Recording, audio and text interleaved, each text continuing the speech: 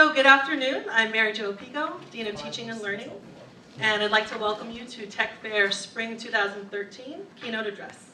It's our 6th annual Tech Fair, and I'm really excited that we've partnered with the Student Success Committee and Achieving the Dream at West to host Diego Navarro as our speaker. You've probably received an email from me or a flyer from me, and most likely received an email, phone call, or saw a presentation that Claire did at one of your meetings, and so we're really glad that you were able to join us. Since we've partnered with Student Success and ATD, I'm going to ask Claire Norris, co-chair of the Student Success Committee and faculty coordinator of ATD, to introduce our keynote speaker.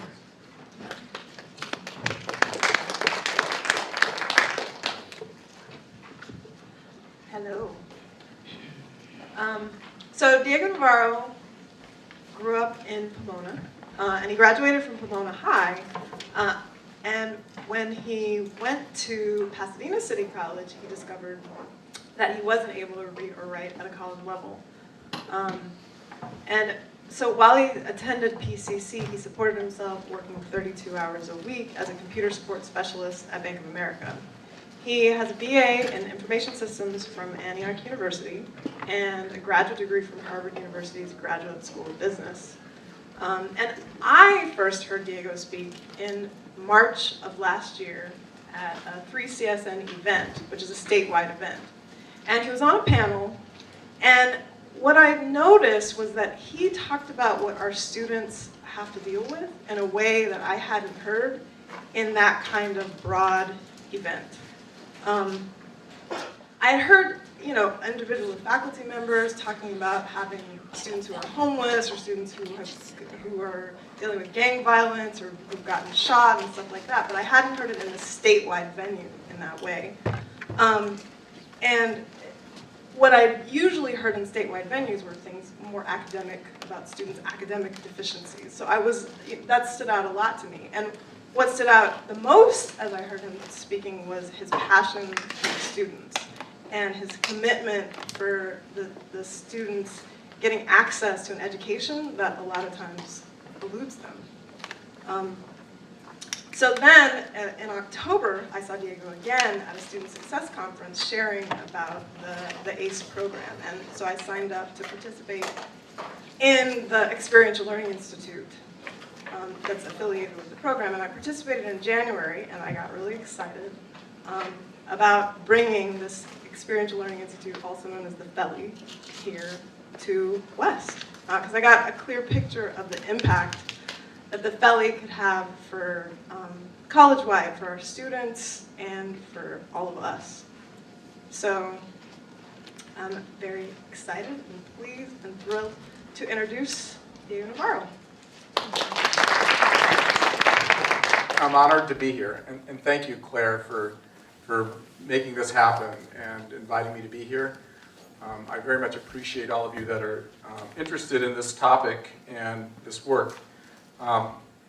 As you know, we have handouts in the back, and what I'm going to do is I'm going to first sort of lay out the context of what I'm going to be talking about. This is interactive. That's not too loud, so just tell me if it's too this will be an interactive keynote. It's going to be more like a workshop because I'm going to have you doing some things within this, writing and moving around and talking and interacting as well, because I want you to get a feel for what the curriculum is about. And before I go into that, I wanted to introduce a couple people that have come with me. One is Dale Burkert, and Dale's math teacher, taught over 30 years of math. Many of that at Las Positas, over 25 years at Las Positas in the math department, teaching developmental math. So she has a lot of experience. And also Beth Nelson is here too. Beth's been working with me for over 6 years now. And so they can talk about the program. We're going to have a break in the middle if you want to talk to them. So the ACE program, we started it in 2002. It was an idea that I had with a dean at our college in 1999, before I got involved in our college, before I started working there. And in 2002, we started the program by doing research. And I went out and interviewed 125 different people because Cabrillo College and the county wanted me to work with what they called South County, which was in Watsonville. 80% Latino community, a lot of crime, low-performing schools, high poverty rates. And they had 18 to 25-year-olds were disconnected, and there was a lot of things going on in the community. And they wanted to see if we could do something with higher education to meet the needs of the Watsonville community. A year before I started, a brand new building was built. The Cabrillo College campus in Watsonville was built there. So they had this new facility. So I went down there and I started to get to know a lot of students and started to figure things out while I was there. The first cohort we had was in 2003. So our program's been around for 10 years now as a complete program. In 2002, I did pilots with students, testing different curriculum. To date, we've served over 2,700 students, almost 1,000 students last year. And this is nationwide because the program's not only at Cabrillo now, it's in a number of places. And we've trained faculty as well, and Claire was involved in our Experiential Learning Institute in January, and we trained faculty, staff, and administrators. Trained to date about 650. You may say, why does he have all these numbers in his head? Well, we're funded by some of the largest foundations in the country, and they require reports, and they require data. So I have all these numbers at my fingertips because they ask these questions. So how many people here are not from West LA College? Okay, so there's a few people here not from West LA College. Which colleges are you from? Pierce. From Pierce. Great, welcome.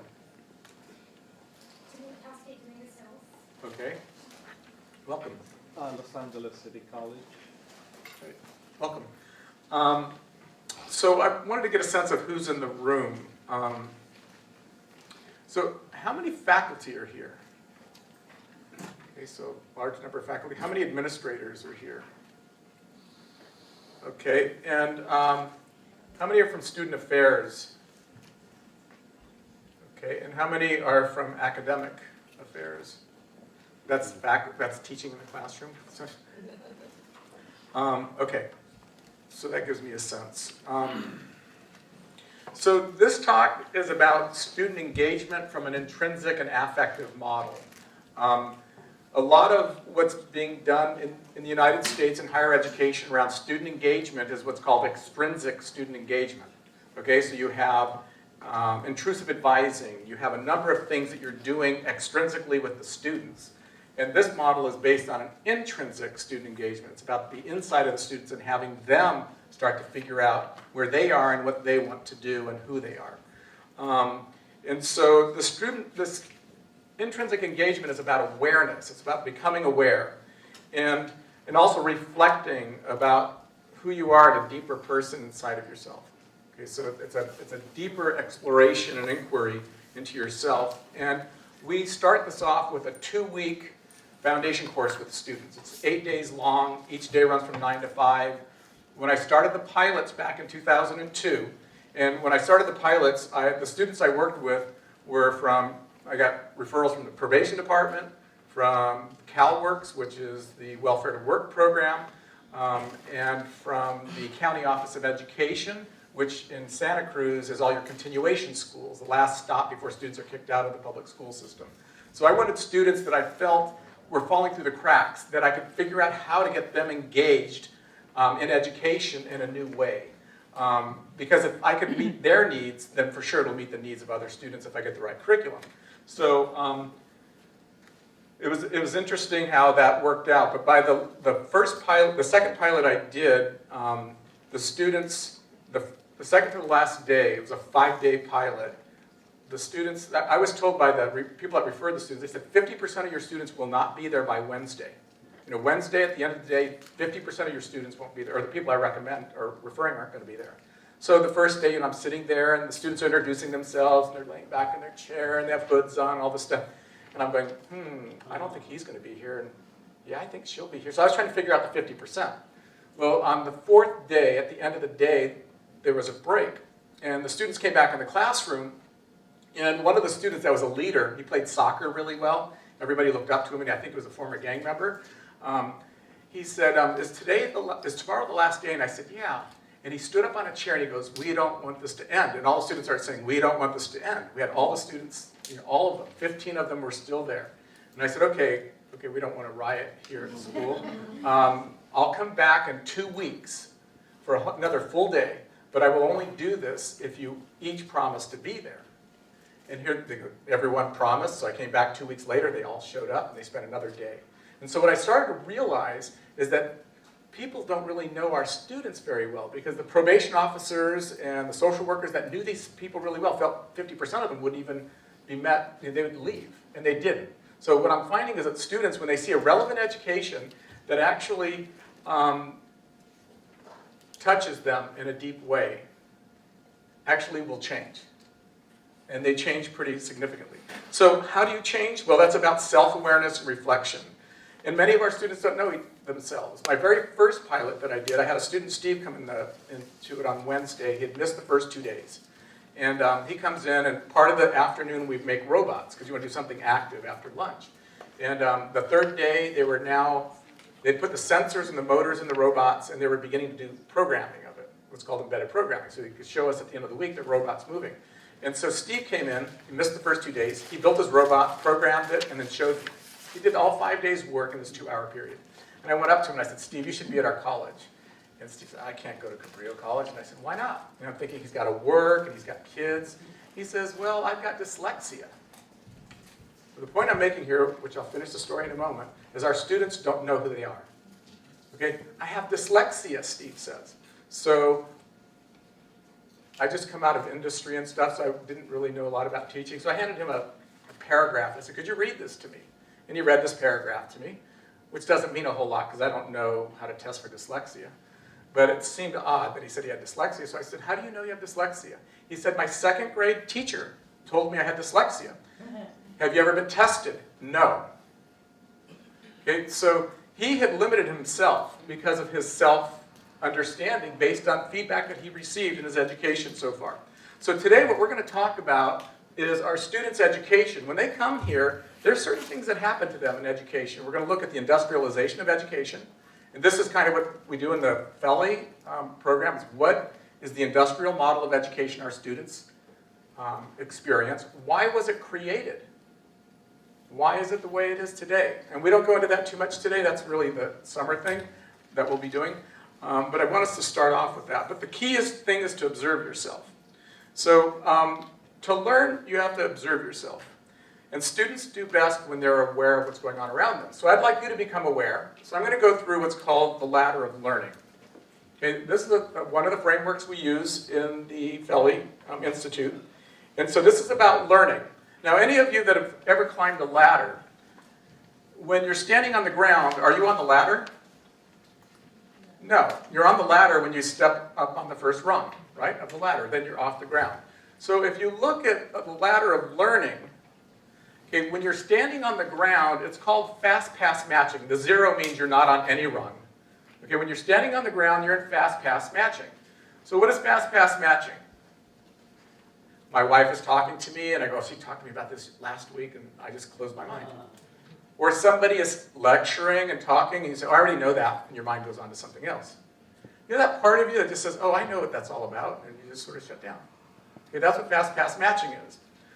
So become aware. How much today will you be in fast pass matching as we get into this? Because a lot of times with my wife, about 2 minutes into the conversation, she's having a totally different conversation than what I thought she was having. I have to wake up and catch up. Okay? And so, fast pass matching. The first step of the ladder of learning is insight. Aha, oh, I understand. Okay? But insight in itself isn't enough in terms of learning. When you start to act on it and you have a behavior change, you're actually incorporating what you're learning into your life. But a lot of times that will happen for a couple days or a couple weeks, and then you forget about it. Well, so when you can make it reliable action, you're learning at a higher level because it's actually changed you until the point where you actually become an expert, a mentor, an authority. So the other people look up to you to help them learn these things, and you're an expert. Now, what's the risk of being an expert or an authority? Don't raise your hands all at the same time, because it's really hard for me to decide who I'm going to choose on. So what is the risk of being, yes? Somebody tells you you're wrong. Somebody tells you you're wrong. Another hand? You Yes. know everything, so you're not open to learning anything. So, yeah, so you know everything, and then you go back to what? Fast pass matching. So the risk of being an expert authority is that you go to the bottom of the, you don't even get on the ladder. You're off the ladder, off the wagon, you're off the ladder. That was a joke, but that's okay. So an expert authority is shut down your learning. So this is, I want you to just be aware of what you do. Okay? So what we're going to cover today is, what is the problem we are addressing? That's the first thing I'm going to jump into. And then what is the evidence of academic outcomes for intrinsic engagement? Because I really want to engage you in this idea of intrinsic engagement. Then what's the root cause of the problem that we're trying to address with our students? And then what is the ACE intrinsic engagement support model? So I'll lay that out. And then how does ACE intrinsic engagement support model advance affective learning at colleges? And then finally, how does ACE support community colleges that are interested in adopting this kind of methodology? And we'll end with that. So any questions about what we're going to cover? It's always dangerous to ask that question in a room full of people that are educated. Okay, so the first thing we're going to do, and I know you all have handouts, so you can read ahead if you want, is that many remedial students do not complete their courses. 60% of our entering students are assessed below college level in English or math. Okay, and this is an issue nationwide. These are national statistics. And the issue, many of us in community college say, well, that's not our problem, in the sense that we're not the ones that are doing the education. We've got to change K through 12. And that's true. Something needs to be reformed there. But we are stuck with the problem because many of our students are coming in underprepared, 60% of them. But if you look at the community college, the real problem that we have is that more than 60% of our students that come in not prepared for English never get out of developmental English. And over 80% never get out of developmental math. Now, where do you think these students go when they leave? Well, you've heard the school to prison pipeline. In California, we have a huge population of people in prison. And so we have to be really careful to understand what this dynamic is when students don't complete their gateway courses in English and in math. And we need to do something about that. And nearly 50% of entering students drop out before their second year. Now, I was one of these statistics, at least the top one. And not only was I not ready for English or reading at the college level, I wasn't ready for math at the college level either. Okay, and so, I was raised in a family, my mother never graduated from high school. So kind of the culture of my family, I'd wake up and I don't want to go to school today. Mom would go, great, let's go to the park. And so she had a different cultural norm. Okay, and when I was starting junior high school, they tracked me. My father named me James Joseph. But my real name is named after my grandfather's, Diego, which is James, and Jose, which is Joseph. So I'm Diego Jose, but my father called me James Joseph, but he didn't change my last name. So when I went on to Palomar's junior high school, that followed me, and they tracked me into metal shop, wood shop, and electric shop, even though I did well in elementary school. And that was in Southern California. I mean, Pomona's not that far from here. My mom died in 9th grade. She died of bone cancer. It was the second time she had cancer. The first time I was in 2nd grade. She died of bone cancer. Many of you that know about it, it's a very painful death. And she died in 1972, so there was no pain control. So, I'm living at home, doing whatever I'm doing as a 9th grader, and in the middle of the night, I'm awakened by my mother screaming at the top of her lungs in pain. And you're going, oh my God, what do? I can't do nothing. Okay, when I went to school the next day, how do you think I felt? Was school relevant? School wasn't relevant for me at all. Many of our students have very similar experiences, not necessarily of their mother dying, but they see things coming down on the streets. They see things going on, and that affects them. And we're going to go into the root cause of some of the reasons why we have these statistics. Okay, so, and I went to a school that was a very tough school. They shut it down every year. We had riots. This is back in early 70s, late 60s. And all kinds of stuff. I've seen bricks going through windows. I've seen bricks hurled at people. I've seen jumps, people sliced. I mean, you're walking home from school, you're watching your back, you're trying to be careful. A number of my friends had guns in their lockers because after the Watts riot, there was a movement of the reconstruction of Watts. And then a lot of the gangs and stuff moved out to the suburbs. And so we had the Crips and the Bloods in my neighborhood. So my friends had to have guns to protect themselves on the way home from school because there were drive-by shootings and stuff. You know, what we know happens today. You know, poverty is a pretty tough situation. You know, so when I graduated from high school, I had other things on my mind. I was surviving on the streets a lot. My father was never around. And so, you know, it was a different kind of a sense. So I went on to Pasadena City College, thank goodness. So, so to understand these statistics, let's look at another statistic. And that is, if you look at the bachelor's degree attainment by age 24, okay, and you look at the top income quartile from 1970 to 2009, what do you see? It more than doubles, right? What do you see on the bottom income quartile? It's flat. Are these students stupid?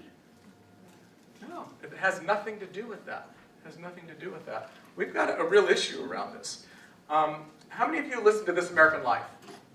About a month ago, they had a 2-part series on Harper High School in Chicago.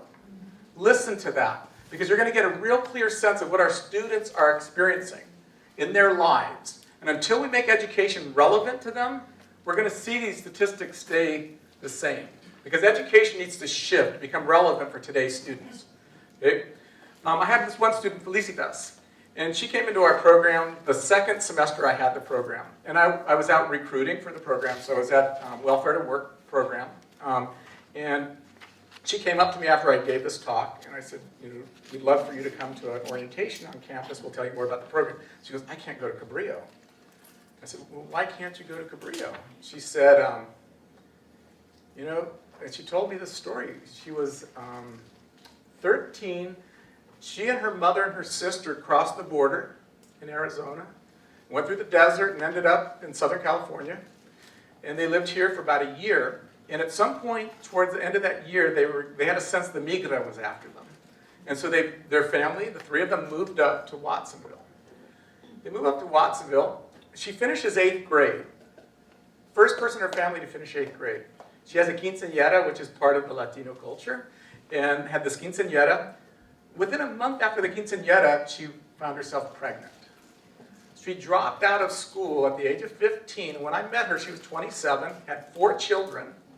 Okay, was on her own, working 2 jobs, and she was pretty much burning out. And that's why she was in this program at Welfare to Work, because she wanted to try to regain her life and control of her life again. So it's interesting. She said, I can't go on the campus. And I said, why not? And she said, I never went to high school. How could I go to college if I didn't go to high school? And I said, don't worry about it. You know, last semester we've had great students go through, and they had hardly any high school at all. And so she came and said, okay, and she trusted me and came to the program. And she's now completed all of her prereqs for nursing. She was on the waiting list of the nursing program at our college. It was on an honor roll. Never went to high school. So a lot of our students learn a lot of information, and they're smart. But how do we make education relevant for them, and how do we help them overcome their own sense that they're not adequate, or that they cannot make it in this kind of environment of college education? So the reason why we're here, and you know, why are we here, and what's the need? Well, the need is that community colleges were designed for a different student than the students we have today. If you look at the history of community colleges, they grew in the 1950s and 1960s. Most community colleges were created in the 1950s and the 60s, and the students of the 50s and 60s are different than the students that we have today. Our student population is predominantly ethnically diverse. I understand 70% of your students are ethnically diverse, or at least African American and Latino, and I'm sure there's other ethnicities that are in addition to that. Significant portion come from lower income status and poverty, have had poor educational experiences in their past. Large portion of them leave college without completing their goals of education. They're distracted and unsupported by peers and by family and by complex lives, their lifestyles, and then students have a higher level of vulnerability as well. And we define vulnerability as the connection, the tentative connection a student has with you, your college. Vulnerability is about a tentative connection to college, academically, socially, culturally, and emotionally. How connected are your students? If they're not well connected, then you're going to lose them. And that's what we find. So what I'd like to do is to jump into an exercise called the industrialization of education. And I'm going to, this is part of the curriculum of the ACE program. So how many of you have heard Sir Ken Robinson's TED Talk? Okay, some of you, but not many. Okay, so what we're going to do is we're going to start with this exercise. Okay, so I'd like to start with a writing sprint. Okay, so what motivated you to do well in school? So please pull out a piece of paper and pencil. Or if you don't have one, you can just think about, reflect on these questions. Yeah. Anybody need paper or pencil? So what motivated you to do well in school? What rewards and positive reinforcement did you receive? Does it matter what level? K through 12. No, K through 12, because most of our students K through 12.